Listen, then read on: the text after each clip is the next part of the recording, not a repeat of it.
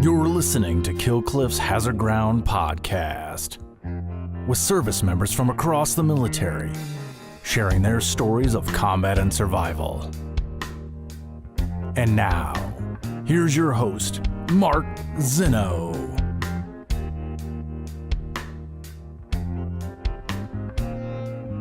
Welcome into the Hazard Ground podcast. As always, we appreciate you joining us each and every week. Before we get started with this week's episode, a few of our normal announcements. Please follow us on all the social media sites, Facebook, Twitter, and Instagram at Hazard Ground Podcast.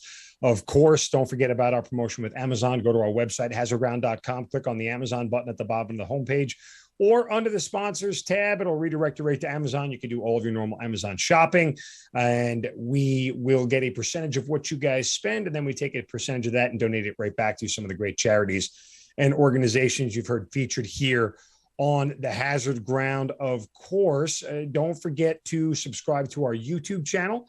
You can watch all of our episodes there as well, and download the Kill Cliff TV app. Very much a way to look at all of the podcasts that we do on the Kill Cliff TV app. Don't forget about our friends at Kill Cliff. Go to killcliff.com for all of your clean energy drinks, including CBD products, some of the best in the biz.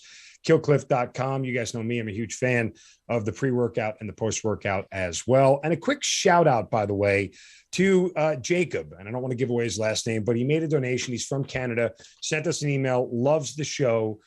He has absolutely been a huge fan of the show. And thank you so much for the donation.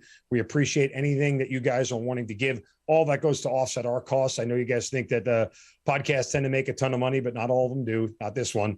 And even at that, whatever we do make, we try to donate right back to veterans charities. So we appreciate the donation. It goes to great causes. And again, thank you, Jacob, for being a huge fan of the Hazard Ground. That means don't forget to leave us Apple reviews. Continue to help grow this show wherever you get your Apple review. Leave us a 5-star rating. Give us a thumbs up. Tell us why you love the show. We certainly appreciate it. All right, on to this week's guest. And it's sort of a unique guest this week because it's not necessarily combat focused or combat related, but something that is very, very important, not only to veterans, but to all people. He's a retired Army colonel who spent 30 years in the Army with multiple stations overseas and deployments overseas, including Pakistan. He currently now, after his career, is a veterans advocate for prostate cancer, as he was stricken with cancer during his time in the service. After it going away, it resurfaced again, then developed another form of cancer as well. He currently works with an organization called Zero Cancer. He is Colonel retired Mark Franklin joining us here on the Hazard Ground. Mark, welcome, and thank you so much for being here. Thanks very much for having me. Appreciate it, Mark. All right. Certainly a long, distinguished career. And it's crazy because when I go through your bio and look at all the jobs that you've had throughout your career, you've been everywhere. You've done a variety of different things. And as I mentioned, even a deployment in Pakistan as well. You spent a lot of time in Korea as well, working over there and personally looking at, North Korea and looking for Korean War veterans remains. You're a veterans advocate now. It's, you look back on 30 years. Are you ever shocked at how much you were able to do, in all things considered, a relatively short amount of time? I've reflected back on it quite a bit. And I was commissioned an infantry officer, and then later on, and I loved the camaraderie that comes with serving with infantrymen and soldiers. And that was a great experience. But when I was made aware of the Foreign Area Officer Program, I thought that might be a better fit for me. So I applied and was accepted into that. And as it turns out, I was a much better foreign area officer than I was an infantryman. So that worked out better for me.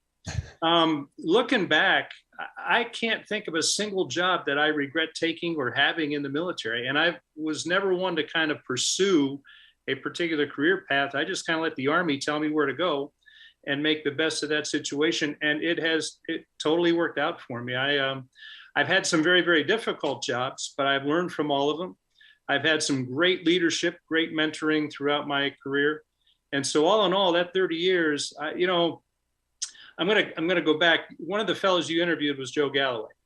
And Joe helped me in my current job with the Vietnam War commemoration, where we were doing video record oral history interviews of Vietnam veterans. And when we developed the question set, Joe inserted this question, and it was a great question. He would ask Vietnam veterans, did you take more from your experience in Vietnam that was good and positive than you invested in blood, sweat, and tears? And of course, the responses were mixed. Many would say yes, some would say no. But if I applied that question to myself, did you take more from your military career that was positive than you invested in blood, sweat, and tears? I'd say absolutely. I got more out of my career than I gave. That might sound selfish, but it's true. So looking back, it was a great career. And I am very, very grateful for the opportunities I had over those 30 years.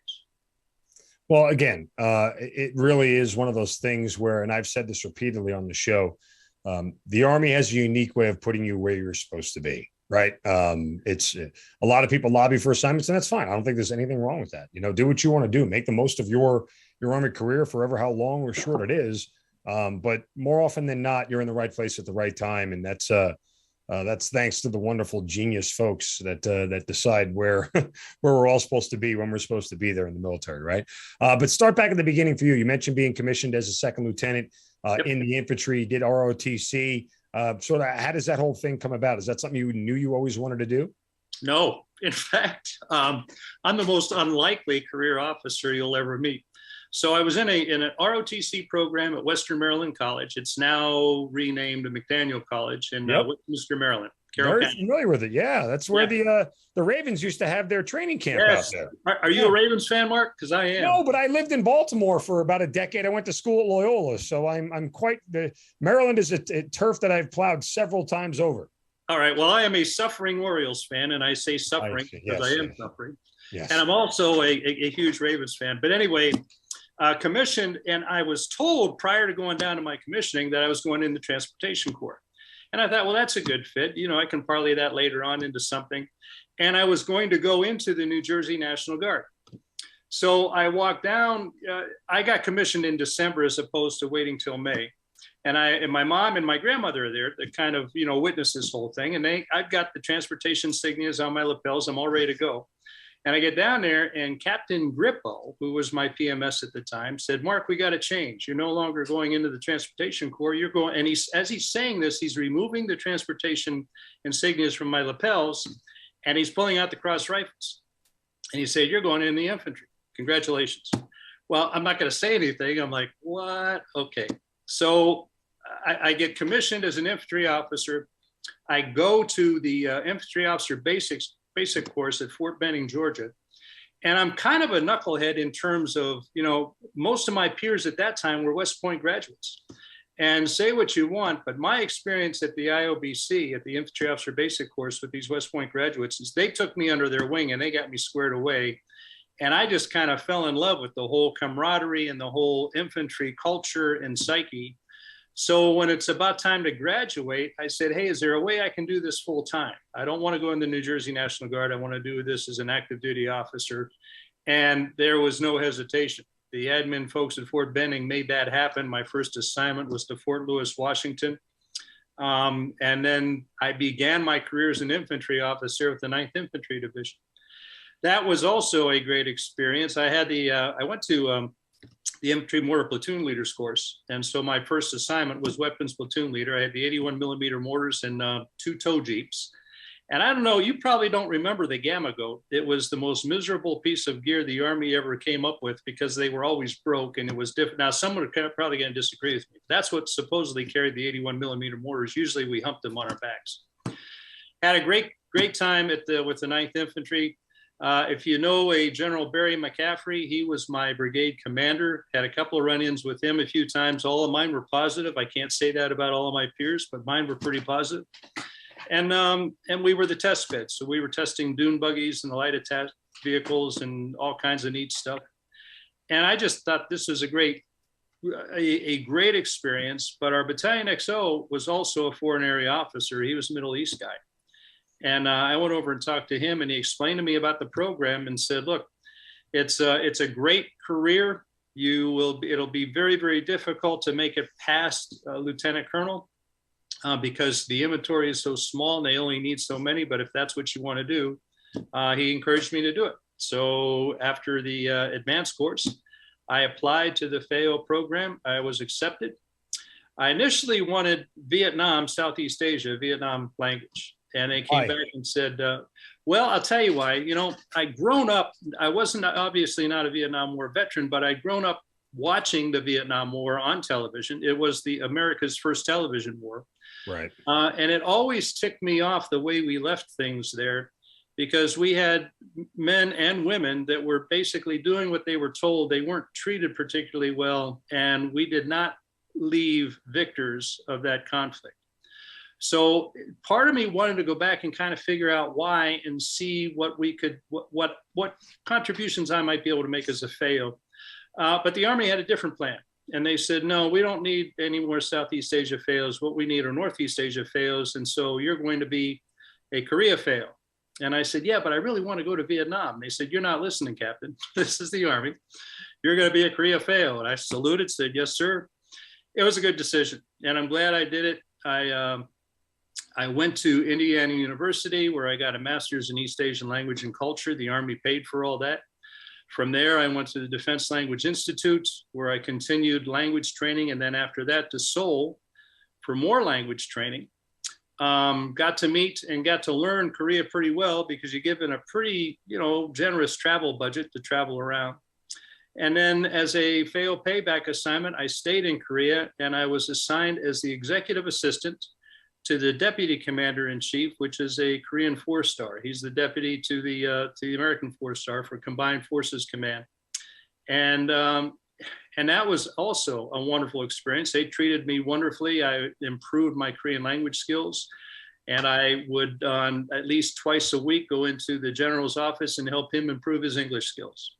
And so it was a great tour, and basically kind of set me on a path to be a foreign area officer for Northeast Asia. And it's been pretty good after that. Yeah. So, it's funny. You hear FAO and all I ever think of is field artillery, right? Yeah, I know. For years. And then you start talking about foreign affairs and everything else. And, yeah, it's interesting because it seems like something that is so out of the scope of what a lot of us can actually do, right? Like, I'm not a political science major. Like, I don't, I study foreign affairs as much as I can read in a newspaper. Yes, I date myself when I say that, or read online, and just go in knowledge of history and everything else. Were you ever sort of overwhelmed at the concept of the idea of foreign affairs? Because it seems a little daunting to me, at least. You can be, but what happens when you become a foreign area officer is you can serve in a variety of different sectors, if you will. So security assistance is one, intelligence is another, and then policy kind of recommendations development. And that's really where I kind of gravitated toward, is the policy. And that is either improving relationship with allies and partners, or trying to establish a stronger, better mill-to-mill relationship with competitors. And I won't say necessarily adversaries, but so what happens is and when I mentioned I had great leadership and great mentors, is that I had senior foreign area officers that I worked for that had been in the business, and they do a good job training you on what the current issues are and where the Army needs help and where the Army can use whatever skills you develop. So a lot of being a foreign area officer is establishing relationships with your foreign counterpart. So in my case, obviously I had a Korean general, but also his staff. I went to the Korean Army Staff College in Chinhae. As you know, most guys go to CGSC. I went to the Korean Army Staff College. Didn't get credit for it, but it was a credit to me. And so you meet Korean officers that you work with every single day, and I stay in contact with them. And these relationships help you as you develop your foreign area officer career later on. And so one of the things that I gravitated towards was the policy element, where we were trying to improve. And that could be about things like, how do we reorganize or reset our relationship with this country, or how we might establish a different kind of approach in dealing with a country like the Republic of Korea. And we've been pretty successful there. But what happens when you are a general Northeast Asia FAO is that they can assign you to a variety of places. So Korea was my place. I went back to the Pentagon on the Army staff, continued as the Korea-Japan desk officer, and helping the Army Chief of Staff and the Army staff leadership maintain our relationship with those two countries. And then you kind of go back and forth. I spent some time in the J2 on the Joint Staff in the intelligence world with Asia Pacific issues. And that's an eye opener. Highly, a lot of classified information. You get a lot more information about what is going on in your region. I never really got into the security assistance role until I went to Pakistan, which was completely out of my AO. Yeah. But that was kind of like the Army's way of letting me get as close to the fight as I could without actually sending me to Afghanistan or Iraq. Well, I don't want to get too far. Where were you on 9/11? So like, explain to me, because that seems like when 9/11 happens as a foreign area officer, like, you're right in the mix of at least some of the early conversations I had what the second and third order of effects are of everything. Yeah, at that time, I was actually in the Pentagon in the J2 staff as one of the J2 planners. And of course, my area was East Asia, and that attack came from the Middle East, if you will. But it's an odd thing. I was sitting there with my cubicle mate watching the television about the attack on in New York on the Twin Towers. And all of a sudden, my cube mate gets a phone call from his wife, who worked right across the street from the Pentagon, and she is frantic. And she said, "Your building is on fire." Now, you got to remember, during that time, the Pentagon was under a lot of renovation. And where we were located was at the opposite. You couldn't have been more opposite from where the aircraft impacted the building. So you learned to tune out a lot of noise because you always heard construction noise and bangs and booms, and you didn't pay a lot of attention. We never heard a thing. But about the time he turned around and said, "Hey, Mark, my wife just said our building's on fire," that's when the alarms went off in our part of the Pentagon. I walked out, opened the door, and by then you could see people were already evacuating. There was debris, kind of dust clouds in the hallway, and it was time to go. So you didn't feel the vibrations in the building? We had no clue. In fact, if his wife hadn't called to tell us, well, that's not true, because the alarms eventually did go off to say time to get out of here. So I was on something called the flyaway team. It was my job, along with my J3 operations counterpart and another intel officer at the time, to go to the alternate site for the Pentagon, Raven Rock. It's like one of the worst kept secrets in the world. It's that, cool place up in Pennsylvania that everybody doesn't know about. So a lot of them flew up. I went up in my POV, and we got up there, and we're preparing a briefing. At that time, the Deputy Secretary of Defense was Paul Wolfowitz, and his military counterpart was, at that time, was General Kellogg. He was the J6 at the time. And so I come out with my J3 counterpart to give them an updated briefing. And I will tell you without shame that we gave Deputy Secretary of Defense Wolfowitz and General Kellogg the worst briefing they ever got in their entire life, because we had it all wrong. We had the wrong planes, wrong times, wrong places. And General Kellogg, to his credit, said, "Okay, guys, we haven't given you enough time. Go back, get it right. Let us know when you're ready." So we did. We went back, and that's when Secretary of Defense Rumsfeld made one of the best decisions I thought he could have made. He said, "We are not letting these guys think they got us down. Pull everybody back to the Pentagon. We are not operating out of the alternate site. We will operate out of the Pentagon. Doesn't matter the damage." So about midnight to 1 a.m, we all head back to the Pentagon, set up shop in the alert center, and go to work. Wow. That was my experience with 9/11. Did you think that was a bad idea to go back into the building? It was a symbolic message that he was sending to the country and the rest of the world that, yeah, you have hit us, you've given us a black eye, but you haven't knocked us down. I will tell you that the roof was still on fire, and a lot of volunteers up there. So that presented a challenge, but I'll also say that Arlington Fire Department. I'm not a doctor, but inhaling burning jet fumes seems probably not like the best health conscious decision. Yeah, we didn't think about it like that, I guess. And you could definitely smell it. And, that really never even entered our minds. We thought, you know what, we like the fact that we're going to go back and let them know that they didn't knock us out. They just, I get it. I get the emotion of the moment.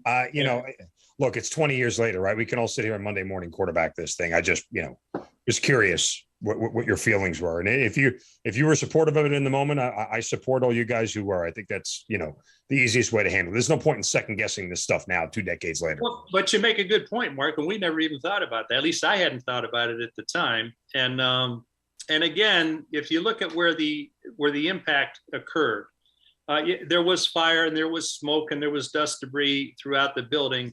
And I won't say that it was all cleared out, but by the time we got back to the alert center, it had been several hours, and the Arlington Fire Department was incredible in getting the job done. They're true heroes of that day as well. And so it was just a matter of time before the fire was out, and now it was just a matter of doing remains recovery, and starting to rebuild.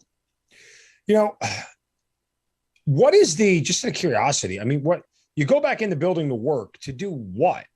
Like that's at that point. I mean, okay, I'm stammering over myself here because I'm just like, it's the Pentagon. You guys clearly have a different view of the world than everybody else does. Clearly, you have been working through notifications and messages for weeks now, as we all know, as we Monday morning quarterback. And I just said I wasn't going to do it, but I'll do it anyway. You know, you guys had knowledge that there was a possibility of something this happened. You guys have a better idea of exactly who did this, how they accomplished it, and everything else than most people do at this point in time. You go back to work to do what, though? So what I remember most is that we decided early on that we had been way too stovepipe, too siloed in the way we manage information between the military, the law enforcement, and the different intelligence agencies. And so right away, one of the ways we fixed that is we brought these folks inside the alert center, which in the past wasn't going to happen. Right. So we had an FBI agent there as part of it, and we brought in folks from the other intelligence agencies. And our initial mission was to figure out what happened and who did this. Our initial mission was to figure out who did it and how we go about kind of addressing that, and then what are the next steps. Now, remember, I'm a lieutenant colonel, which might seem like a fairly high rank, but at that level, you're not. You're just basically another, officer given a job. And so we were monitoring traffic and trying to do our own analysis on where this came from, who did it, and what are our next steps in recommending that to the leadership. That's what we were basically assigned to do initially. And then as time went on, as more information came in, that's when you can start developing courses of action and what you want to do. All right. I don't want to kind of, rehash all of that. But for you, after that, I mean, obviously you work at the Pentagon at the time. Post 9/11, how much longer are you at the Pentagon? What's your next assignment? Did you want to stay? Did you want to go into a different field? I mean, do you want to go back to being a foreign affairs officer? Did that seem like a silly thing at this point in time? Take me through it all. I kind of figured, so I'm in the J2, I'm a lieutenant colonel, and I'm thinking, I remember thinking back to that Battalion XO when I was lieutenant, saying getting beyond lieutenant colonel is going to be tough. So I was looking for an assignment that might kind of, that I would find interesting, and when I told you before, I never really pursued an assignment. That's mostly true. But when I called my branch guy and said, hey, I'm coming up, getting ready to PCS out of here, where can I go? And oh, by the way, I'd kind of like to stay here because the kids were in high school and I didn't want to move them. He said, hey, there's a job at the Defense Prisoner of War Missing Personnel Office, and it's a FAO billet. You'd be good for it. Why don't you take that? So I said, okay, I'm in. And man, I'll tell you, that was a really, really good job, because now here's the thing. I was assigned as the China Policy Desk Officer. So my job was to go to Beijing and work with the Chinese on recovering remains from the Korean War that might have actually happened in China. So if you think about your geography, of course, the Yalu River, and you've got right across from North Korea, you've got Dandong, which is a city on the river. And we actually had a crash there. Troy Cope, who was an F-4 pilot in the Air Force in the Korean War, and he had been shot down, augured into Dandong. And so that was one of my very first missions, was to kind of figure out if we can get his remains. And that's a whole story. I don't know how much time we got, but that's a really interesting story. Go ahead. Okay, well, in Dandong, they had their own military museum. No, in Shenyang, which is just north of Dandong, they had their own military museum. And an American businessman had gone through that museum, and he saw these dog tags to an American, Troy Cope, in the museum. So he came back and reported it. This is before my time. And we went to the Chinese and said, hey, you've got these dog tags. We're actually looking for this guy. Can you help us? And the Chinese said, we don't know what you're talking about. And the relations weren't really good at the time. We don't know what you're talking about. There's no such dog tags. No, you can't come look. And no, we don't have them. So the next time we went back to Shenyang to look at that museum, of course, the dog tags are gone. So now we're working our own kind of, and again, this is before my time. I'm just giving you a bit of the history. Right. So now the Soviet Union kind of dissolves. And what happens is that they open up their archives, and a Dr. Catherine Witherspoon was one of the first to get in there. And in the archives is where we found out that Soviet pilots, Russian pilots, in order for them to get credit for a kill, they actually had to show proof. And I can't tell you who. I can only tell you that it was that they found the combat photography of a Captain Zhukov who had actually shot down Troy Cope's aircraft. And so we took some copies of that, presented that to the Chinese as evidence that, hey, come on, he really did auger in Dandong. We'd like to go get him. By this time, relations had improved. The Chinese said, yeah, okay, you can come and do your initial kind of survey of the area, and we'll go from there. So now I come on board, and I'm starting to meet with my Chinese counterparts. We're starting to work out how we actually get into Dandong to do this. And we find out that a local Chinese businessman had bought that area, had planned to concrete over and set up a warehouse at that site. So we had to pay him off.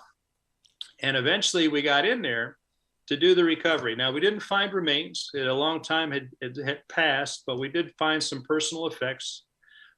We found some boot flaps and some other, I think it was his web gear from this aircraft. And we brought that out. I don't think they got any actual remains. There might have been a bone fragment or something. But what we found, we recovered, presented to the Cope family, and they were more than satisfied. So we actually were able to go in and recover his remains. And that's the Troy Cope story.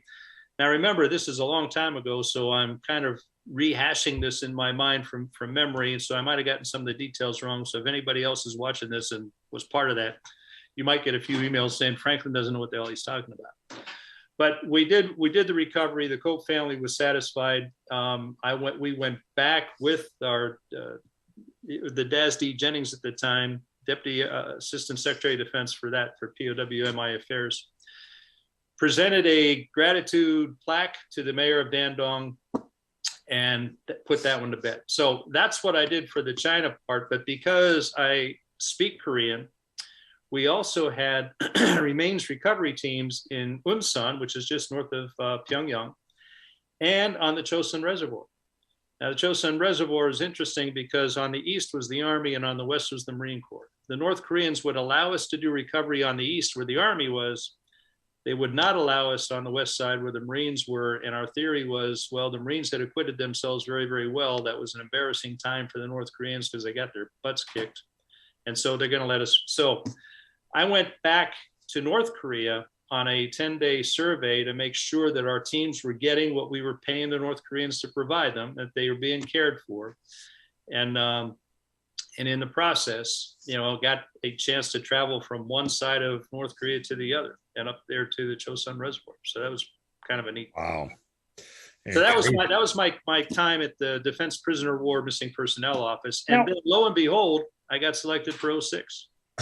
I'm curious, did you ever, in that time of the Defense Prisoner of War and Missing Personnel Office, like the early part of the war in Iraq and Afghanistan, we had a bunch of folks go missing. How much interaction did you have with that? There was a team looking for, if you remember Lieutenant Spiker, he was one of the pilots that we lost during that. Mm-hmm. I think we had a special team looking at that. A lot of that was classified at the time. I think they did find some personal effects. I don't think they ever recovered his remains. Yes. So that office doesn't just look at past conflicts. Its mission is to recover. The most notable one I remember was Matthew Maupin in Iraq. He went missing in 2004, I think. Ultimately, if I'm correct, they did end up finding his remains. I think it was 15 plus years later. convoy that he was on was ambushed. He was an E4 at the time. I think finally, by the time that they had declared him KIA, they had promoted him to E6, and then they eventually found his remains. But that was a big deal for all of us who were there, because there was video of him out there alive at one point and everything else. I mean, are you familiar with all that? No, because about that time I was getting ready to PCS to Okinawa.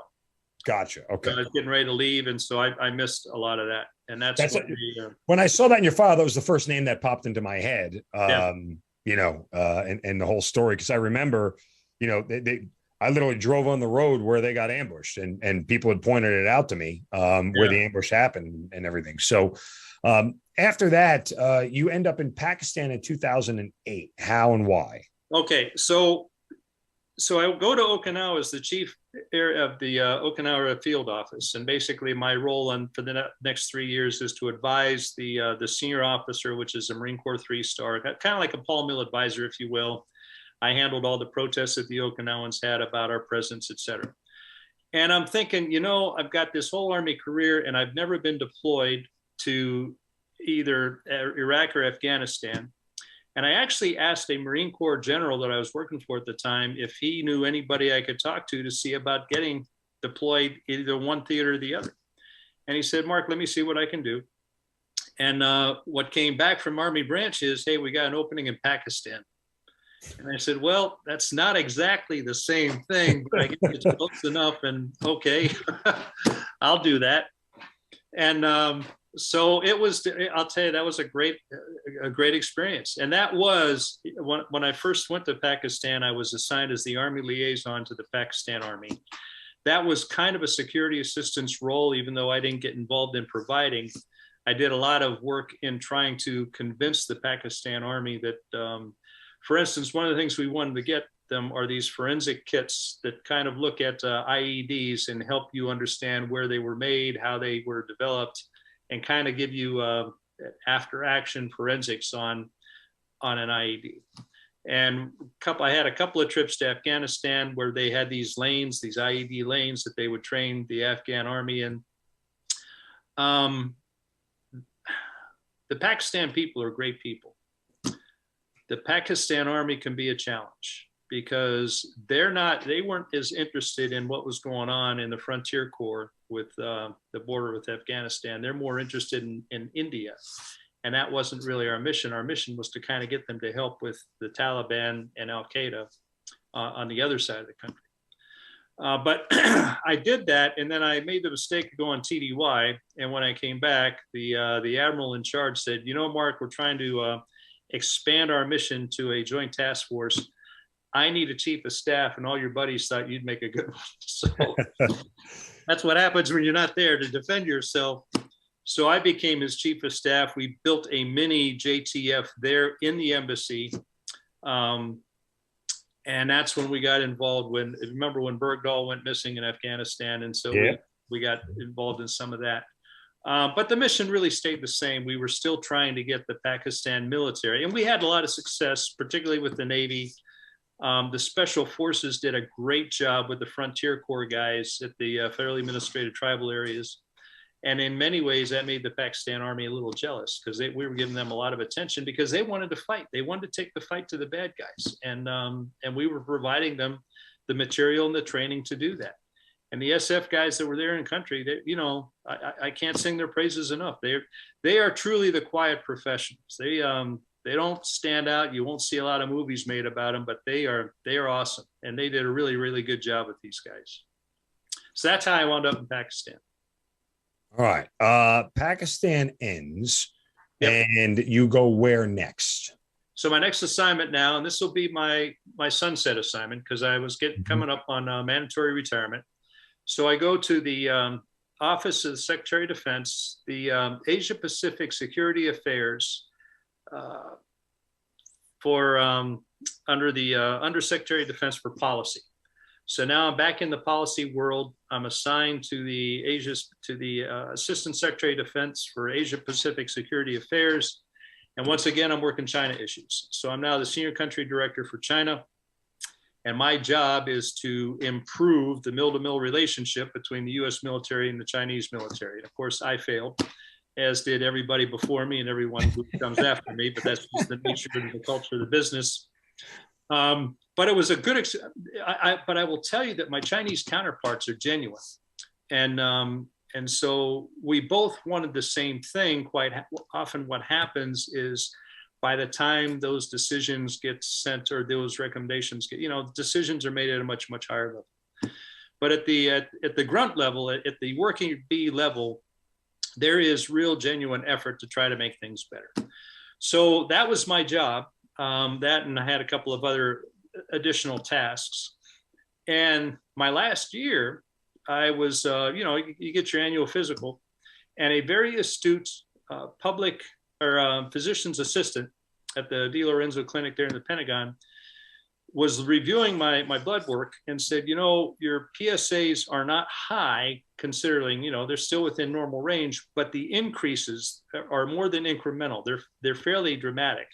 And so that could be an indicator that there might be something going on with your prostate. She recommended I have a biopsy. So on March 7th of 2011, I had a biopsy at Fort Belvoir. And on March 14th, the doctor called me at work and said, Mark, I got some bad news. You do have prostate cancer and your Gleason score is a 7.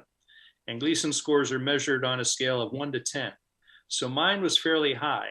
And she recommended I come in, we talked, and she recommended I have surgery. She said, you can do the radiation. And at that time, the old Walter Reed up there in the north, not the one that, the old Walter Reed, they had this great program. It was like a round robin station, an entire day where you talk to everybody. You talk to the surgeons, you talk to the radiologists, you talk to a variety of folks that provide both treatment, support.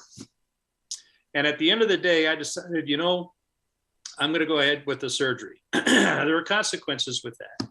But the thing about at the time is if you went for radiation and you had a biochemical recurrence, they really can't do surgery because the radiation kind of messes everything up and it's really impossible to do any surgery. If you have surgery first and then you have a biochemical recurrence, then radiation's an option.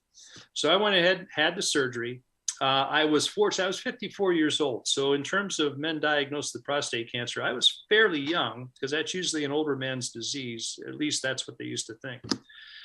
And the two main consequences of that are impotence and incontinence.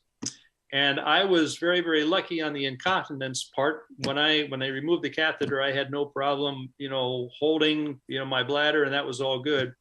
Impotence is going to affect everyone over time. And over time, that does get better. And of course, the military will give you medication to improve that. And there's all kinds of other things they can do. I was just interested in getting better. Right. So the surgery went well. They did analysis of the prostate gland. It was negative at the margins, which meant it had not, in their view, escaped. So I figured I'm good to go. This is really, really good stuff. And so I fat, dumb, and happy for the next several years. But about 2 years ago, now remember, I don't have a prostate, and the prostate is what produces the PSA, the prostate-specific antigen. And that is what is an indication for prostate cancer. So the first time my blood work came back, and it was very, very, very small, minimal, but there it was. The prostate was, the PSA was detectable. So I asked the doctor about it, same doctor who did the surgery, and she said, it might be a lab assay thing. Let's not worry about it yet. The following year, it was also detectable, not much of an increase, but it was there. And then about 2 years later, it started to get bigger. In other words, the detectable, it wasn't just detectable, there was a significant amount of PSAs detected. And this last one was 0.5, which obviously meant there was something going on. So the urologist, different urologists now said, yeah, I recommend you get a PET scan. That will determine. And sure enough, it confirmed that I have what's called a biochemical recurrence. And when that happens, Mark, not to sound gloom and doom, but if it comes back, you're pretty much going to have to live with it for the rest of your life. And you just have to learn to treat it and manage it. So when they found that, they also found hot spots in the lymph nodes around the prostate bed. But they also found a hot spot near the colon, in the lymph nodes of the colon.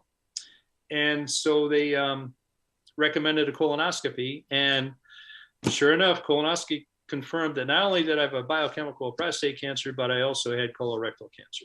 Oh, and you know, wow, that expression, God never gives you more than you can handle. I was feeling pretty flattered.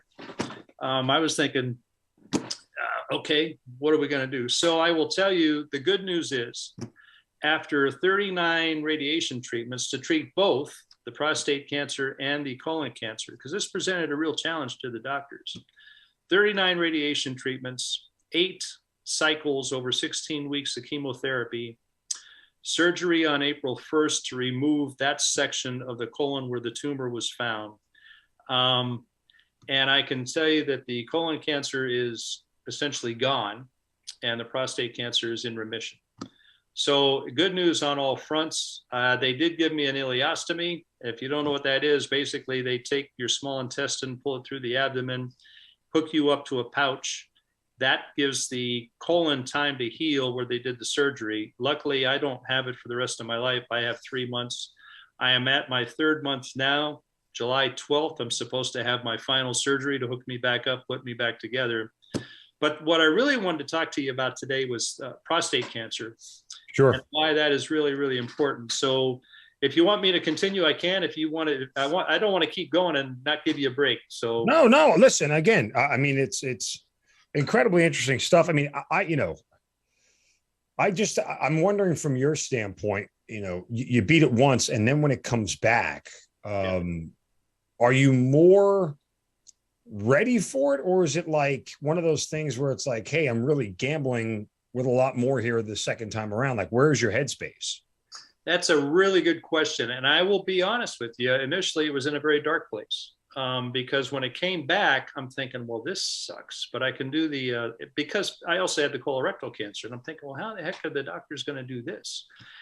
And the radiation oncologist, young guy, really, really positive, which always helps. And he gave me a very, very positive outlook. So they put you on hormone therapy because testosterone is what feeds prostate cancer. So he started me on, there's a short course, a long course, and he said, I'm going to put you on what I call a middle course, which is 9 months of hormone therapy, which basically reduces your testosterone levels to almost nothing. So you're no longer feeding the prostate cancer. Combine that with the radiation treatment, and the PSAs are non-detectable, which is a good thing. So right now, my PSAs are non-detectable. That doesn't mean it's gone. It just means we've kicked it back. And one of the great things about Zero Cancer, they have this Zero Cancer Summit where you get to listen to doctors and researchers talk about all the neat things that are going on with prostate cancer research today. And most of those are treating those who have metastatic prostate cancer. And I get that because that is the most dire kind of thing you can deal with. And that's the focus. But they also give you some good information. It's very honest and they don't sugarcoat anything. And that's when I learned that, okay, this is something I will have to deal with for the rest of my life. But I am encouraged by the fact that there is so much new research on what they can do to treat this. And well, I'll give you some stats because this is really that's what I kind of wanted to get to for a quick moment here. And this is courtesy again of Zero Cancer, and you can do, as far as veterans are concerned, 1 in 5 veterans will develop prostate cancer in his lifetime, which is a higher rate than the civilian population of 1 in 8. Yes. Which, again, you wouldn't think that veterans have any more propensity for cancer just because it's so all encompassing. But prostate cancer is the most common type of cancer diagnosis among U.S. veterans. And I guess when you think about it, because it's obviously a male cancer, and there are more males in the military, therefore, I guess the percentage would be higher. Nearly 500,000 prostate cancer patients are currently within the VA healthcare system, which seems like a lot. And of course, you can go to zerocancer.org/veterans to get more information for veterans who have questions about prostate cancer. But for you, again, it's the other part of this whole thing in your story is that that you currently serve on the DoD's prostate cancer research program and the consumer review panel. So how do you get that job and sort of what does it entail and what are your sort of duties with it? So the first thing is someone like Zero Cancer, you need a sponsor. So in my case, I started as an advocate with Zero Cancer. And I just want to talk about the advocacy real quick. Sure.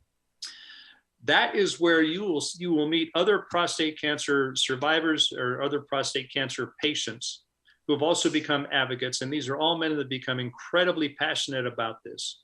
And you engage representatives, you engage staff members with Congress, and you encourage them to, for instance, like the Prostate Cancer Research Project within DOD. One of the things we're trying to do is get them to increase funding from 110 million to 120 million this fiscal year.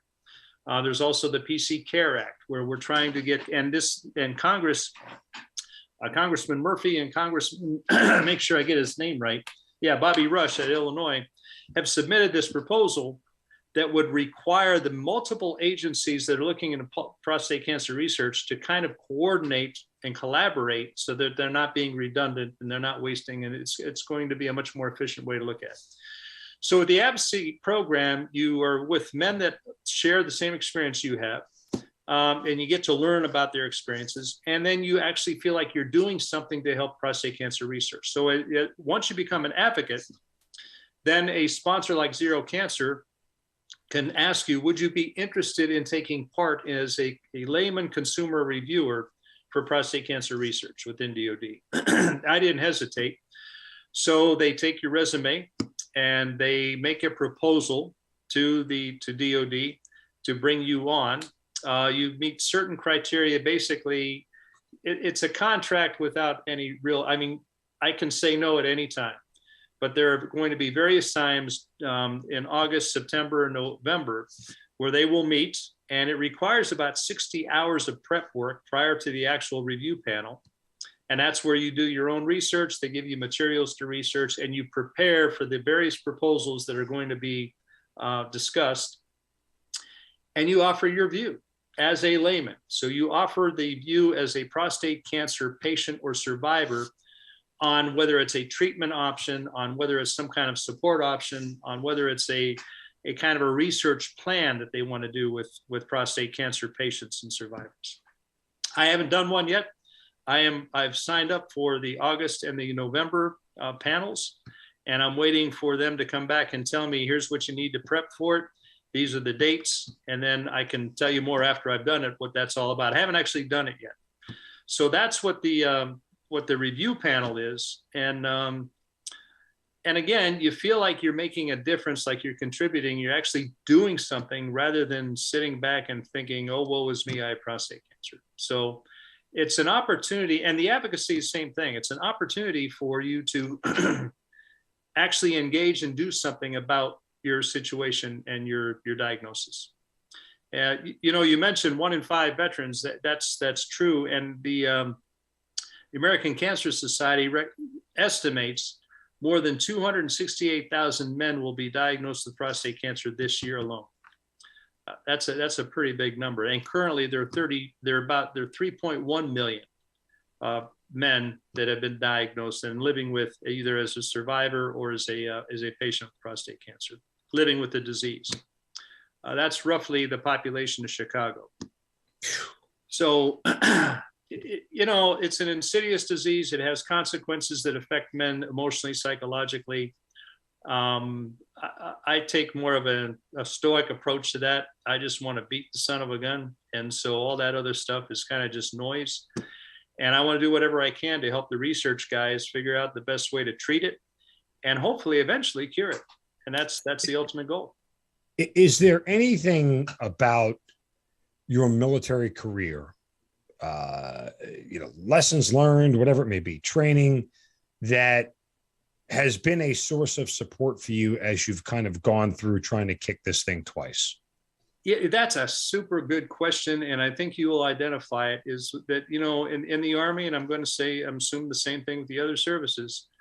If you are mission oriented and you're given a mission and your focus is to accomplish that mission, everything else kind of takes a back seat. It's just noise. So for me, it's the mission of trying to find better treatments, better outcomes, eventually a cure for prostate cancer. And I've kept that at the forefront of everything I'm thinking about now as I'm dealing with this.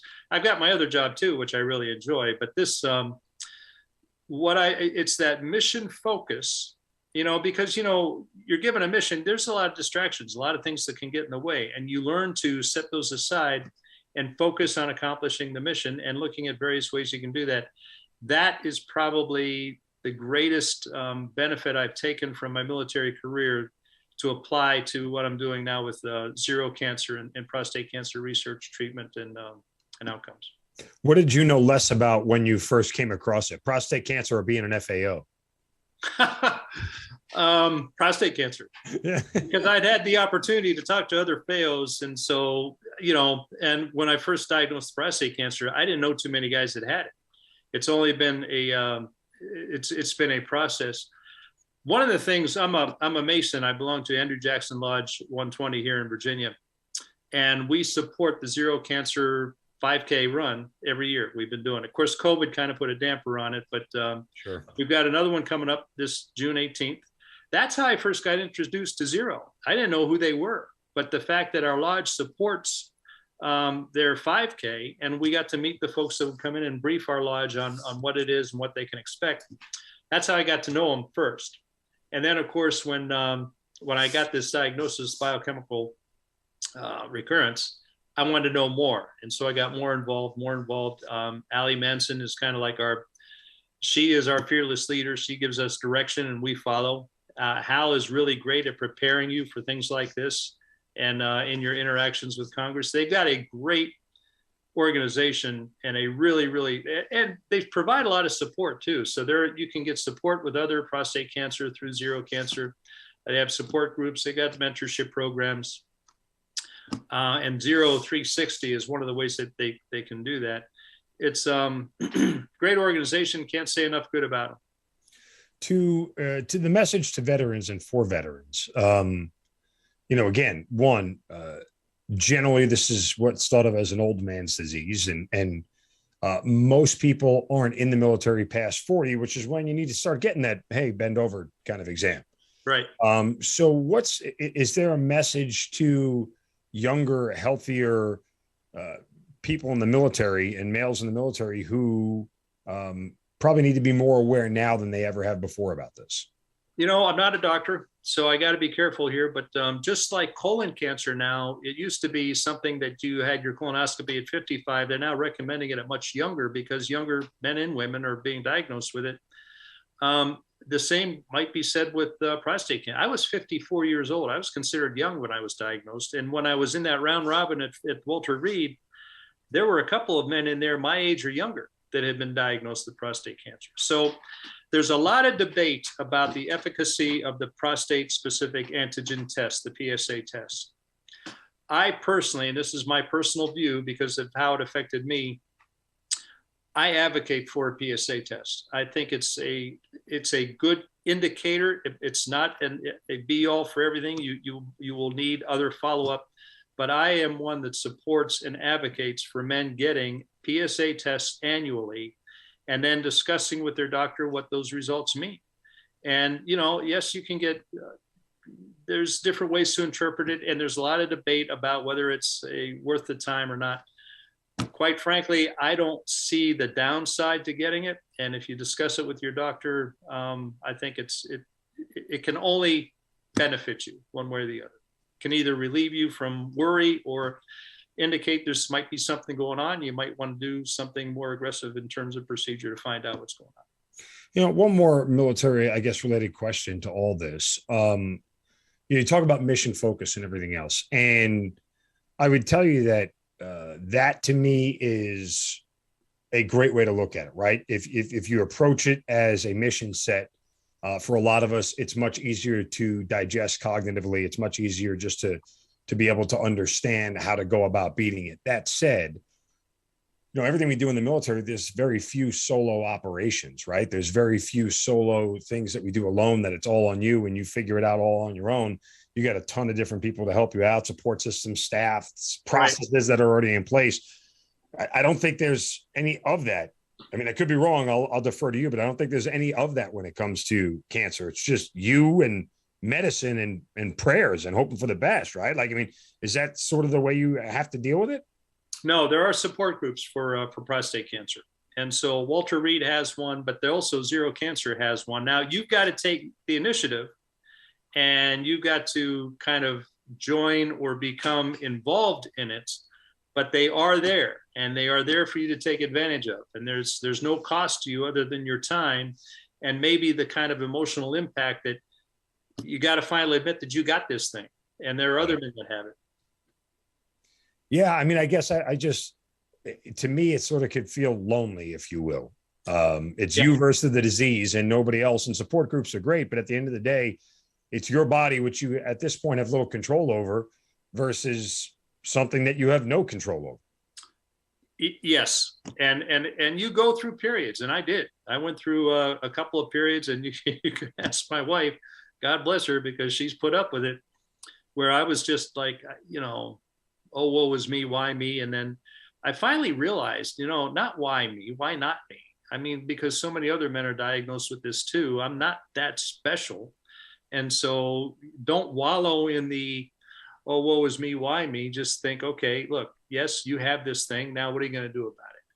And you go through that, and that's probably normal. I can't speak for everybody, but you do go through your ups and downs. And I went through some dark places initially with this.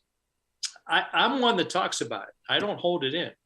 So my colleagues at work, they all know my situation, what I've been going through. My friends and family all know. The guys at the lodge all know. I don't keep it in. I just, especially if they ask, and I'll tell them, and I'll give them the whole story on everything. And that helps too, because you've got that support, even if it's just minimal. Hey, I'm with you, or I'll pray for you, or I'll keep you in my thoughts. All of that kind of adds up to know that, you aren't necessarily completely alone. There are folks, if you share this experience with them, there are folks out there that are going to get behind you on this. Well, look, it's been amazing talking to you. I know it's not always the typical sort of conversation that we have here, but I think it was important. I think it's worthwhile to give it some notoriety to a bunch of our listeners and a bunch of our veterans who are fans of the show, because obviously, again, you never know when this stuff is going to land at your front door, right? Like there's no predicting it. There's no way to tell how it goes. And the best thing that we can do is arm people with information and availability and access to things like that. And again, it's zerocancer.org/veterans is the place to go, or just zerocancer.org.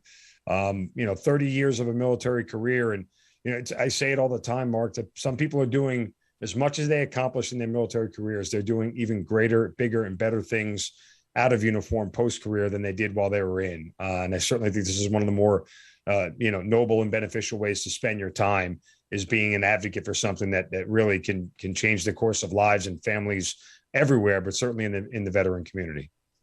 Appreciate that, Mark. Thank you very, very much. Well, it's been a great job. I've done a couple of these. Yeah. You made this easy. I didn't know what to expect. You made this very, very easy and very comfortable. Thank you. Well, we appreciate it. Again, zerocancer.org. Mark Franklin, thank you so much for being part of the Hazard Ground. Thanks.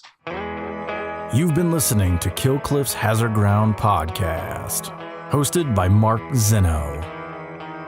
If you have an interesting story to tell and you'd like to be on the show, send us an email at producer@hazardground.com. And if you like the show, don't forget to subscribe, rate, and review on Apple Podcasts.